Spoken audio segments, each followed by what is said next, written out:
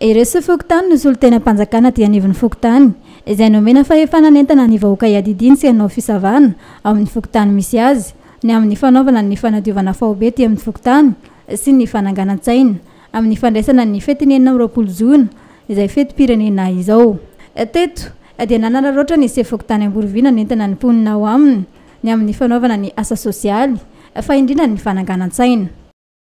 Fananganan-tsaina sy anadio izay tokotamisy azy aby fa mialatsiny fa amin'ny le 20 dia misy ny fitsidilen'ireo manam-boninahitra isaka tokantrano sao dia fanometsiny dia efa mampilaza zay mahatenako se fokotany mbola anentana koa zany ny chef secteur amin'izay toerana misy anareo rehetrarehetra any. Toy ny isan-taona dia misy hatrany ny hetsika manokana ataon'ny mponina Amborovia ny amin'ny fankalazana ny 4 Jona izay ataon'izy ireo any Amborovia noho ny halavian'ny toerana misy azy ireo ka tsy ahafahan'ny vahoaka mamonjy ny hetsika aty an-tanan-dehibe. Hetsika aloha dia misy ny fokotany Amborovia zany ohatra mifanosam-taona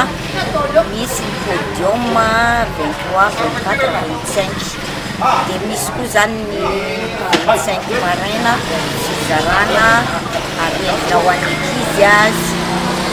olona sahirana sy be antitra fizarana vary sy ny savony. Fihetsika saripady sy masina izay miendrika fanajana ny firenena ny fananganan-tsaina amin'ny fetim-pirenena izao ka samy mitsaina izany amin'ny alalan'ny fokotany madio ny fokotany tsirairay.